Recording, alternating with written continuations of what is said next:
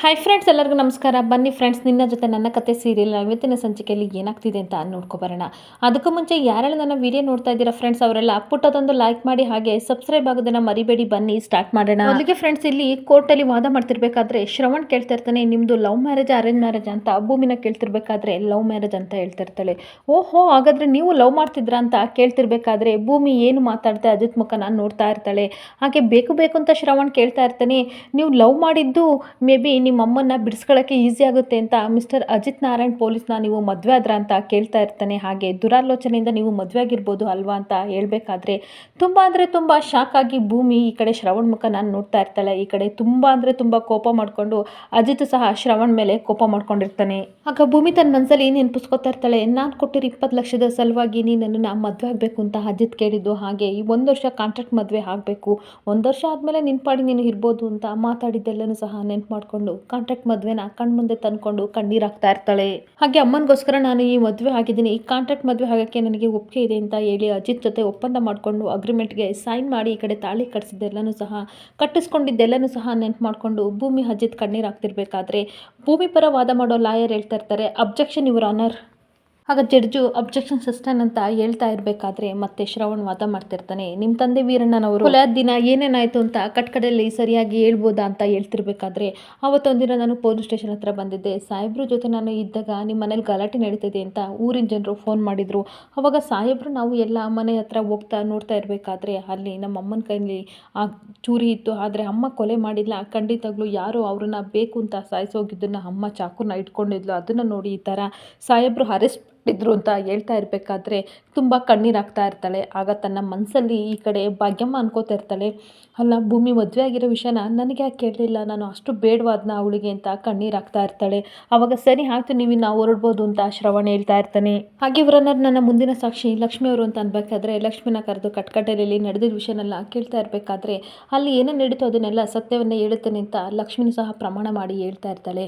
ಇನ್ನೊಂದು ಕಡೆ ಭೂಮಿ ತನ್ನ ಅತ್ತೆ ಪಕ್ಕ ಕುತ್ಕೊಳ್ಳೋಕೆ ಹೋದಾಗ ಸಂಗೀತ ಒಂಥರ ಮುಖ ಮಾಡ್ತಾ ಇರ್ತಾಳೆ. ಆಗ ನಚಿಕೆ ಸಮಾಧಾನ ಮಾಡ್ಕೊಳ್ಳಿ ಅಂತ ಸಮಾಧಾನ ಮಾಡ್ತಾ ಇದ್ರೆ ಸಂಗೀತ ಮಾತ್ರ ಭೂಮಿ ಮುಖನ ನೋಡಿಕೊಂಡು ತುಂಬ ಕೋಪ ಮಾಡಿಕೊಂಡು ಹಾಗೆ ಕೂತ್ಕೊಬಿಡ್ತಾಳೆ. ಈ ಕಡೆ ಅಜಿತ್ ಅವರಿಬ್ಬರನ್ನ ನೋಡಿ ತುಂಬ ಕಣ್ಣೀರಾಗ್ತಾ ಇರ್ತಾನೆ.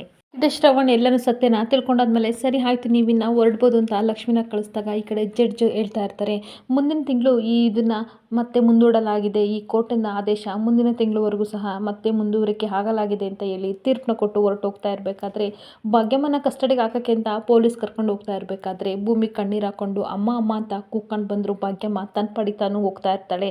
1 ನಿಮಿಷ ಅಮ್ಮ ಅಂತ ಅಜಿತ್ ಹೇಳ್ತಾ ಇರ್ತಾನೆ, ನೋಡಿ ನಮ್ಮಿಬ್ಬರಿಂದ ತಪ್ಪಾಗಿದೆ, ಅದಕ್ಕೆ ನಾನು ಮೊದಲನಾಗಿ ಸಾರಿ ಕೇಳ್ತಾ ಇದ್ದೀನಿ, ನಿಮಗೆ ನಮ್ಮ ಮದುವೆ ವಿಷಯನ ಹೇಳೋಕ್ಕಾಗಲಿಲ್ಲ, ದಯವಿಟ್ಟು ಕ್ಷಮಿಸಿ. ಎಂತೆಂಥ ಚಿಕ್ಕ ಚಿಕ್ಕ ವಿಷಯನಲ್ಲೂ ಸಹ ಅವಳು ನಿನ್ನ ಜೊತೆ ಶೇರ್ ಮಾಡ್ಕೋತಾ ಇದ್ಲು, ಆದರೆ ಏನು ಮಾಡಲಿ ಇವಾಗ ಭೂಮಿ ಹೇಳೋಕ್ಕಾಗಿಲ್ಲ, ನಮ್ಮದು ತಪ್ಪಿದೆ, ಆದರೆ ಅದಕ್ಕೊಂದು ಬಲವಾದ ಕಾರಣ ಇದೆ, ಅದೇನು ಅಂತ ಕೇಳೋಕ್ಕೆ 2 ನಿಮಿಷ ಅವಕಾಶ ಮಾಡಿಕೊಡಿ ಭಾಗ್ಯಮ್ಮನವರೇ ಅಂತ ಅಂದ್ಬಿಟ್ಟು ಭೂಮಿ ಕಡೆ ಸನ್ನೆ ಮಾಡಿ ಹೇಳಿದಾಗ ಭೂಮಿ, ಅಮ್ಮ ಪ್ಲೀಸ್ ಅಮ್ಮ, ನಿಮಗೆ ಹೇಳ್ದಲ್ಲ ನಾನು ಮದುವೆ ಆಗಿದ್ದು ದೊಡ್ಡ ತಪ್ಪು, ನೀವು ಯಾವ ಶಿಕ್ಷೆ ಬೇಕಾದರೂ ನನಗೆ ಕೊಡಿ, ನಾನು ಅನುಭವಿಸ್ತೀನಿ, ಆದರೆ ನನ್ನ ಜೊತೆ ಮಾತೆಲ್ಲ ಬಿಟ್ಟಿರಬೇಡಿ ಅಂತ ಕಣ್ಣೀರು ಹಾಕ್ಕೊಂಡು ಹೇಳ್ತಿರ್ಬೇಕಾದ್ರೆ, ನಿನ್ನನ್ನು ನಂಬಲ್ಲ, ನನ್ನನ್ನು ಮದುವೆಗಂತೂ ಕರಲಿಲ್ಲ, ನಾನು ಜೈಲಲ್ಲಿದ್ದೆ ಹೋಗಲಿ, ಆದರೆ ಆ ವಿಷಯನೂ ಸಹ ಹೇಳೋವಷ್ಟು ನನಗೆ ಅಧಿಕಾರ ಇಲ್ವಾ, ಕೇಳೋವಷ್ಟು ಅಧಿಕಾರ ಇಲ್ವಾ, ಯೋಗ್ಯತೆಯೂ ನನಗಿಲ್ವಾ ಅಂತ ಹೇಳ್ತಿರ್ಬೇಕಾದ್ರೆ ಅಮ್ಮ ಹೀಗೆಲ್ಲ ಅನ್ಬೇಡಿ ಅಂತ ಕಣ್ಣೀರಾಗ್ತಾ ಇರ್ತಾಳೆ. ಇಲ್ಲ ಅನ್ಬೇಡ ಅಮ್ಮ ಅಂತ ಭೂಮಿ ಹೇಳ್ತಾ ಇರಬೇಕಾದ್ರೆ 4 ತಿಂಗಳಾಗಿದೆ ಮದುವೆಯಾಗಿ, ಅದರಲ್ಲಿ 1 ದಿನನೂ ಬಂದು ನನ್ನ ನೋಡಿ ಹೇಳೋಕ್ಕಾಗಲಿಲ್ಲ, ಆವಾಗಲೇ ನಾನು ಅರ್ಥ ಮಾಡ್ಕೋಬೇಕಿತ್ತು ನೀನು ಏನಕ್ಕೆ ಬಂದಿಲ್ಲ ಅಂತ, ಆದರೆ ನಾನೊಬ್ಳು ದಡ್ಡಿ, ನನ್ನ ಮಗಳು ಬರ್ತಾಳೆ ಅಂತ ಕಾಯ್ತಾ ಇದ್ದೆ, ನೀನು ದೊಡ್ಡ ಪೊಲೀಸ್ ಆಫೀಸರ್ ಹೆಂಡ್ತಿ,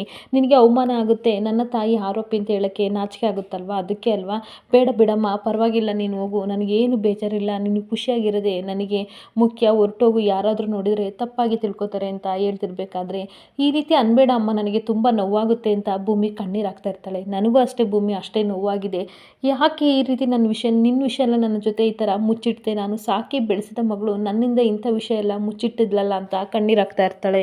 ಆಗ ಅಜಿತ್ ಹೇಳ್ತಿರ್ತಾನೆ, ಇಷ್ಟು ಆಶಾಗಿ ಭಾಗ್ಯಮ್ಮವರೇ ಮಾತಾಡಬೇಡಿ ಅಂತ ಅಂದಾಗ ಇನ್ಯಾವ ರೀತಿ ಮಾತಾಡಬೇಕು ಸರ್ ಅಂತ ಕೇಳ್ತಿರ್ಬೇಕಾದ್ರೆ ಭೂಮಿ ಮದುವೆ ಆಗಿದೆ ನಿಮ್ಮನ್ನು ಬಿಡ್ಸೋಕ್ಕೋಸ್ಕರ, ಅದಕ್ಕೆ ನನ್ನ ಮದುವೆ ಆಗಿದ್ದು ಅಂತ ಹೇಳ್ತಿರ್ಬೇಕಾದ್ರೆ ಶಾಕಾಗಿ ಭಾಗ್ಯಮ್ಮ ಅಜಿತ್ ಮುಖ ನೋಡ್ತಾ, ಏನು ಸರ್ ಈ ಥರ ಹೇಳ್ತಿದ್ದೀರಾ ಅಂತ ಅಂದಾಗ, ಹೌದು ಅದಕ್ಕೆ ಮದುವೆ ಆಗಿದ್ದು, ಅಂದರೆ ನಾನು ಭೂಮಿನ ಒಳ್ಳೆ ಗುಣಗಳನ್ನು ನೋಡಿ ಇಷ್ಟಪಟ್ಟೆ, ಆದರೆ ಭೂಮಿ ನನ್ನನ್ನು ಲವ್ ಮಾಡಲಿಲ್ಲ, ನಾನು ಮದುವೆ ಆಗಬೇಕಂತ ತುಂಬ ಆಸೆ ಇತ್ತು, ಆದರೆ ನೀವು ಅದೇ ಟೈಮಲ್ಲಿ ಜೈಲಿಗೆ ಹೋದ್ರಿ, ನನ್ನ ಮಾತು ಅವಳು ಕೇಳಲಿಲ್ಲ, ಆದರೂ ಸಹ ಅವಳ ದುಃಖನ ನನಗೆ ನೋಡೋಕ್ಕಾಗ್ದಲೇ ನಾನೇ ಬಲವಂತಾಗಿ ಅವಳಿಗೆ ತಾಳಿ ಕಟ್ಟಿದೆ. ನಿಮ್ಮ ಅಮ್ಮನ ನಾನು ಬಿಡಿಸ್ಕೊಡ್ತೀನಿ ಅಂತ ಅವಳಿಗೆ ಮಾತು ಕೊಟ್ಟೆ. ಅದಕ್ಕೋಸ್ಕರ ಅವಳು ನನ್ನನ್ನು ಮದುವೆ ಆದಳು.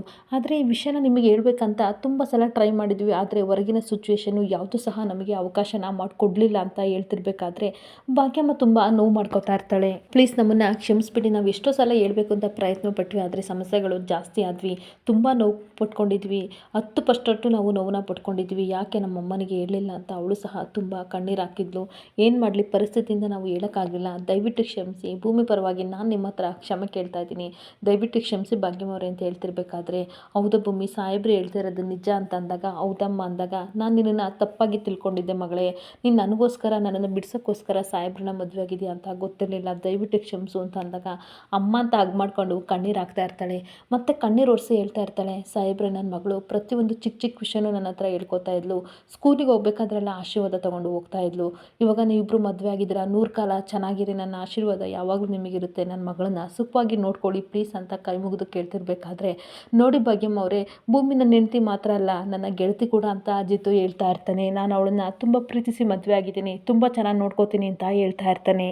ಇವಳು ಬರೀ ನನ್ನ ಹೆಂಡತಿ ಮಾತ್ರ ಅಲ್ಲ, ಇವಳನ್ನ ಅಗ್ನಿ ಸಾಕ್ಷಿಯಾಗಿ ನಾನು ಮದುವೆ ಆಗಿದ್ದೀನಿ ಭಾಗ್ಯಮ್ಮ ಅವರೇ. ಇವಳ ನೋವು, ನಲಿವು, ಕಷ್ಟ, ಸುಖ ಎರಡೂ ಸಹ ನನಗೆ ಸೇರುತ್ತೆ. ಎರಡನ್ನೂ ನಾನು ಸ್ವೀಕಾರ ಮಾಡಬೇಕು ಅಂತ ನಾನು ಅಂದ್ಕೊಂಡಿದ್ದೀನಿ. ಅವಳಿಗೆ ನೋವಾದರೆ ನನಗೂ ನೋವಾಗುತ್ತೆ.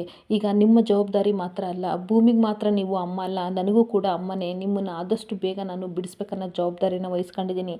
ಖಂಡಿತ ಬಿಡಿಸ್ತೀನಿ ಅಂತ ಹೇಳ್ತಿರ್ಕೊಬೇಕಾದ್ರೆ, ನೀವು ಭೂಮಿ ಬಗ್ಗೆ ಚಿಂತೆ ಮಾಡಬೇಡಿ, ಅವಳನ್ನ ಕಣ್ಣಲ್ಲಿ ಕಣ್ಣಿಟ್ಟು ನಾನು ಜೋಪಾನವಾಗಿ ಮಾಡ್ತೀನಿ ಅಂತ ಭುಜದ ಮೇಲೆ ಕೈ ಇಟ್ಟು ಹೇಳ್ತಿರ್ಬೇಕಾದ್ರೆ, ಭೂಮಿ ಹಳೆದಿನೆಲ್ಲ ನೆನ್ಪು ಮಾಡ್ಕೊತಿರ್ತಾಳೆ. ಅಜಿತ್ ಮತ್ತು ಭೂಮಿ ಹೇಗಿರ್ತಾರೆ ಅಂತ ನೆನ್ಪು ಮಾಡಿಕೊಂಡು ಕಣ್ಣೀರು ಹಾಕ್ತಾ ಇರ್ತಾಳೆ. ಇಬ್ಬರು ಮಧ್ಯೆ ಪಿಲ್ಲೋನ ಇಟ್ಕೊಂಡು ಮಲಗ್ತಿರೋದು ನಮ್ಮದು ಈ ಥರ ಸಂಸಾರ ಅಂತ ಕಣ್ಣೀರು ಹಾಕ್ಕೊಂಡು ಹಾಗೆ ಒಬ್ಬೊಬ್ಬಳೆ ಕೊರಗ್ತಿರ್ಬೇಕಾದ್ರೆ ಭಾಗ್ಯಮ್ಮ ಹೇಳ್ತಾ ಇರ್ತಾಳೆ, ನಿಮ್ಮಿಬ್ಬರು ನೋಡಿ ತುಂಬ ಖುಷಿ ಆಯಿತು. ಆದರೆ ಕೋರ್ಟಲ್ಲಿ ನಿಮ್ಮ ಮದುವೆ ವಿಚಾರ ಗೊತ್ತಾಯಿತು ಅಂತ ಬೇಜಾರಿದ್ದೆ. ಆದರೆ ನನ್ನ ಮಗಳು ಒಳ್ಳೆ ಆಫೀಸರ್ನ ಮದುವೆ ಆಗಿದ್ದಾಳೆ, ಅಷ್ಟೇ ಖುಷಿ ಆಗ್ತಾ ಇದೆ. ನೀವಿಬ್ಬರು 100 ಕಾಲ ಸುಖವಾಗಿರಬೇಕು. ನಾನು ಜೈಲಿಂದ ಬಂದಾಗ ಮತ್ತೆ ನಿಮ್ಮಿಬ್ಬರನ್ನು ಸಹ ನಾನು ಮದುವೆ ಮಾಡ್ತೀನಿ ಅಂತ ಅಂದಾಗ ಭೂಮಿಗೆ ಆಶ್ಚರ್ಯ ಆಗ್ತಿರುತ್ತೆ. ಮತ್ತೆ ಹೇಳ್ತಾ ಇರ್ತಾಳೆ, ಭೂಮಿ ಅದೇ ಹಳೆ ಟ್ರಂಕ್ ಅಂತ ಹೇಳ್ತಿರ್ಬೇಕಾದ್ರೆ, ಸಾಹೇಬ್ರೆ ನಾನು ಅಮ್ಮನ ಜೊತೆ ಒಂದು 2 ನಿಮಿಷ ಮಾತಾಡ್ತೀನಿ ಅಂತ ಅಂದಾಗ, ಸತ್ತನೆ ಬನ್ನಿ ನಾವು ಹೋಗೋಣ, ಬೇಗ ಮಾತಾಡ್ಕೊಂಡು ಬಾ ಭೂಮಿ ಅಂತ ಹೇಳ್ಬಿಟ್ಟು ಅಜಿತ್ ಹೊರಟು. ಹಾಗೆ ಈ ಮನೆಯವರೆಲ್ಲರೂ ಸಹ ಒಂದು ಕಡೆ ಸೇರ್ಕೊಂಡು ಮಾತಾಡ್ತಾ ಇರ್ತಾರೆ. ಅವಾಗ ದೇವ್ಯಾನಿ ಹೇಳ್ತಾ ಇರ್ತಾಳೆ, ಅವತ್ತ ಅಂಜನದು ಎಂಗೇಜ್ಮೆಂಟ್ ಇತ್ತು, ಅದನ್ನು ನಿಲ್ಸೋಕ್ಕೋಸ್ಕರ ಟೈಮಲ್ಲಿ ನೋಡಿದರೆ ಅಜಿತ್ತು ಮದುವೆಯಾಗಿ ಬಂದ. ಏನೋ ಇಷ್ಟಪಟ್ಟು ಮದುವೆ ಆಗಿದ್ದೇನೆ ಅಂತ ಅಂದ್ಕೊಂಡ್ವಿ, ಅದೇನೇ ಸರಿ. ಆದರೆ ಭಾಗ್ಯಮ್ಮನಿಗೆ ಯಾಕೆ ಮದುವೆ ಆಗಿರೋ ವಿಚಾರ ಹೇಳಿಲ್ಲ ಭೂಮಿ, ನನಗಂತೂ ಒಂದು ಅರ್ಥ ಆಗ್ತಿಲ್ಲ ಅತ್ತೆ ಅಂತ ದೇವ್ಯಾನಿ ಹೇಳ್ತಿರ್ಬೇಕಾದ್ರೆ, ಸಂಗೀತನೂ ಹೇಳ್ತಾ ಇರ್ತಾಳೆ, ನನಗೂ ಅದೇ ತಲೆ ಕೆಟ್ಟೋಗಿದೆ. ಭೂಮಿ ಯಾಕೆ ಅವ್ರ ಅಮ್ಮಗೆ ಈ ವಿಷಯನ ಹೇಳಿಲ್ಲ ಅಂತ ಹೇಳ್ತಿರ್ಬೇಕಾದ್ರೆ ಅಪೇಕ್ಷೆ ಹೇಳ್ತಿರ್ತಾಳೆ, ಅಲ್ಲ ನಮ್ಮ ಅಜಿತ್ ತುಂಬ ಒಳ್ಳೆ ಹುಡುಗ, ಅದರಲ್ಲೂ ಒಳ್ಳೆ ದುಡ್ಡಿದೆ, ಅವ್ರ ಅಮ್ಮನ ಹ್ಯಾಂಡಲ್ ಮಾಡ್ತಿರೋದು ಇವನೇ ಅಂತ ಗೊತ್ತಾದ್ಮೇಲೆ ಭಾಗ್ಯಮ್ಮ ತುಂಬ ಖುಷಿ ಪಡಬೇಕು, ನೋಡಿದ್ರೆ ಅಷ್ಟು ಶಾಕ್ ಆಗಿಬಿಟ್ರಲ್ಲ ಅಂತ ಕೇಳ್ತಾ ಇರ್ತಾಳೆ. ಆದರೂ ಭೂಮಿ ಯಾಕೆ ಅವ್ರ ಅಮ್ಮಂಗೆ ಹೇಳ್ದಲೇ ವಿಷಯನ ಮುಚ್ಚಿಟ್ಟಿದ್ಲು ಅಂತ ಈ ಕಡೆ ಮನಸ್ವಿನಿ ಹೇಳ್ತಿರ್ಬೇಕಾದ್ರೆ ಮನೆಯವ್ರಿಗೆಲ್ಲರಿಗೂ ಸಹ ತುಂಬ ಟೆನ್ಷನ್ ಆಗ್ತಾ ಇರುತ್ತೆ.